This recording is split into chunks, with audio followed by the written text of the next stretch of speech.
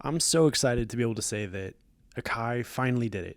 They brought the instrument collection that recently launched on the MPCs over to the Akai Force. And by doing this, in my opinion, they have made the Akai Force the best music-making standalone device on the market, at least as far as the ones I've used. And it really, at this point, in my opinion, has basically everything you need to make music from start to finish and perform it and compose it. I was honored to be included in the beta to try out these features, and I'm stoked to show you some of what they've got going on here. So yes, in case you didn't know, the Akai Force is a standalone music production device. It is modeled in some ways after the Ableton Push, which Akai helped develop the original version of with Ableton. It is a 64-pad grid-based controller on the bottom with 8 knobs, each with their own respective screen, and then up here you also have multiple controls for different functionality. Unlike the MPCs, you're working a scene and loop bass workflow. Now for me, this is how I like to compose. In general, this is my favorite way to compose. And so the Force was always something that caught my attention. I'd used it before,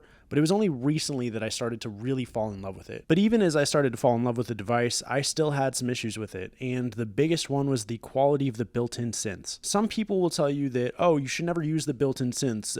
All Akai devices are only designed for sampling, and the built-in synths are just a thing you can ignore. But in my opinion, Akai would not have gone out of their way to design the hype synth, the tube synth, the bass line, the drum synth, and now this instrument collection, including the new plugins, Mini D and Flavor Pro. I don't think they would have gone out of their way to make these things if they were just a side project and not important. If you are someone who just samples vinyl and chops old school beats, props to you. That is awesome.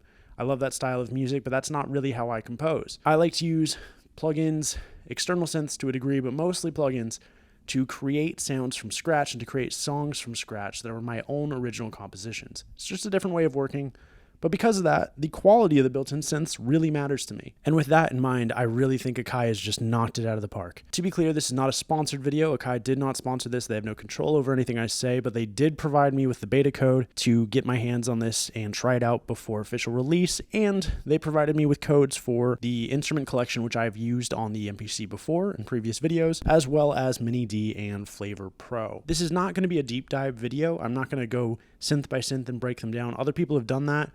Tefty and Memes, I know, has some videos up about the new plugins, and I'm sure others do as well. This is going to be more of an overview and impressions video talking about why I really do think this is now the best standalone music-making groove box, DAW in a box, whatever you want to call it.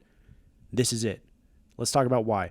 Before I do, consider liking and subscribing. To everyone who's already done that, thank you so much. It really does mean the world. We recently went over 6,000 subscribers, which is wild. Because of you, I've had the opportunity to try out things like this beta and this instrument collection, to try out various devices that are coming to me and that have already arrived. If you want to go above and beyond, please consider checking out my music on Spotify, Apple Music, or wherever you stream or buy. I use DistroKid to get my music on those platforms. I have a link below if you're interested in doing that as well. All right. Enough of that.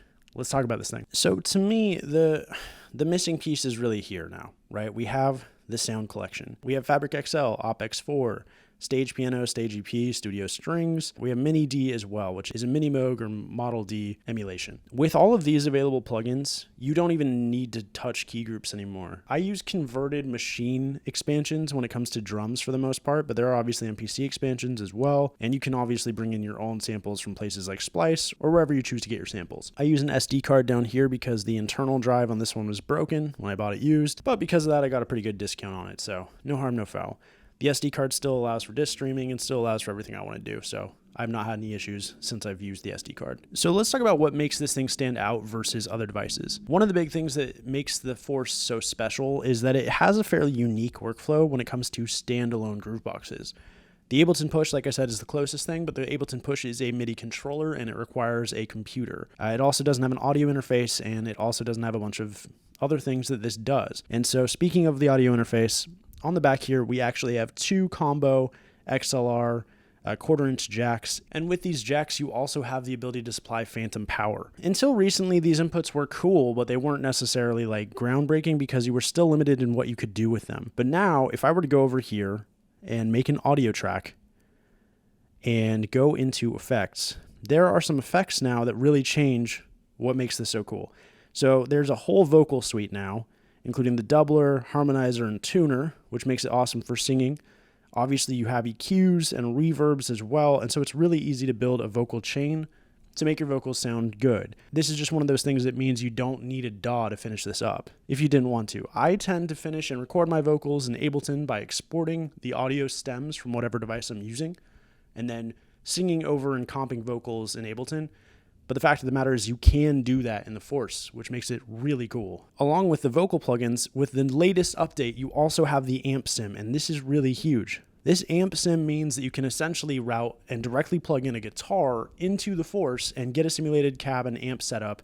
Combined with everything else you have on here, like diode clip, distortion, the granulator, you can really create some awesome guitar sounds or whatever other synth you want to plug in as well. And so the reason that this was important to me, and the reason I'd really been using the MPC Live instead of the Force for a while, was that I felt like with the MPC, I had the ability to really do more. With those new sounds and with the amp sim, it really felt like a full sonic palette was available.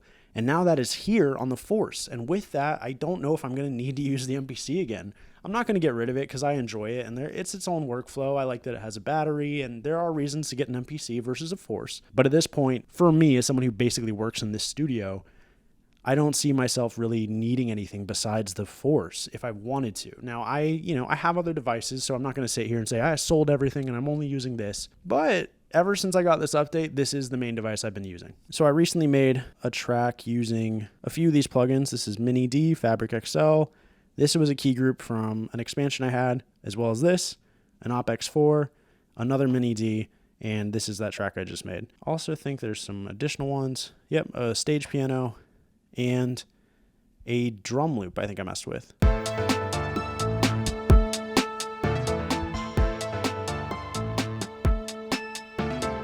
Very basic, but it was just cool to get a chance to like test out these new sounds and to just see how they work with this workflow. Now, when I'm using the Force for note entry, I usually plug in a MIDI controller. Lately, I've been using the Complete Control S61, and what I wanted to do my first week messing with this has just been using the actual pads themselves. I'm actually very impressed. I've used them before, but it's always fun to go back and see what you can do with these pads. They're honestly pretty adaptive for both drums and for note entry. So if we go to menu and start a new project, don't have to save that. I didn't really do anything important there. One of the things I really like is how many different modes for note entry there are, especially for melodic stuff. What I was talking about here is if you hold shift and note, you can change a bunch of different things. So we can be in scales, harmonize, chords, progressions, which are really neat. And you can change the root note of your progressions. So now we're in A sharp.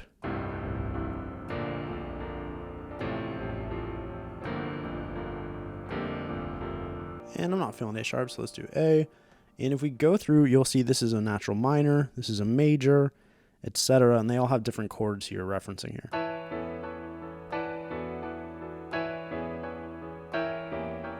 Let's switch our instrument because this is kind of weird. Oh, and I also learned if you hold shift and clip, it'll take you to your plugin, similar to edit in the device, which is cool. Orbits.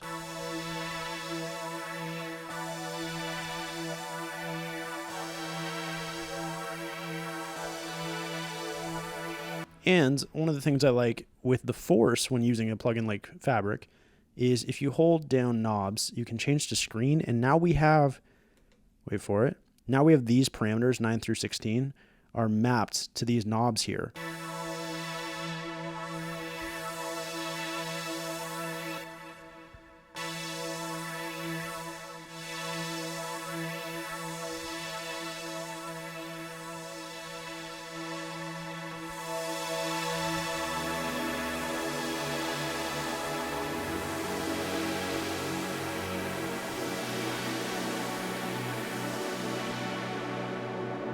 Oh, and you can record those automations in real time, which is really sick. Oh yeah, also like double hitting stop will stop all audio, which I really like. What is really cool here, oh yeah, it defaults to creating this audio track, which I don't need, but if you press and hold on an empty track, you can load a new plugin. And yeah, kind of RIP hype, to be honest.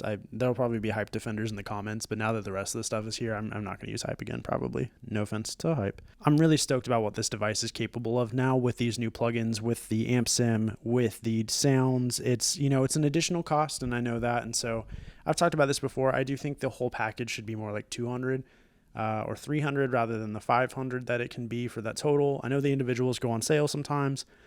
I don't know if they're all things that everyone needs. So definitely try out the free trials, see if you enjoy them, and then wait for sales potentially if you don't want to pay full price. In general, that's how I tend to buy synth plugins, is waiting for sales or waiting for big bundles to go on sale. But as far as like the value, that's going to be up to you. Individual cost is super subjective, but having played with these now, I would probably be one of those people that would pay full price. I'd probably split it on something like PayPal credit or something. But yeah, it's just really cool to have all of this in the Force specifically.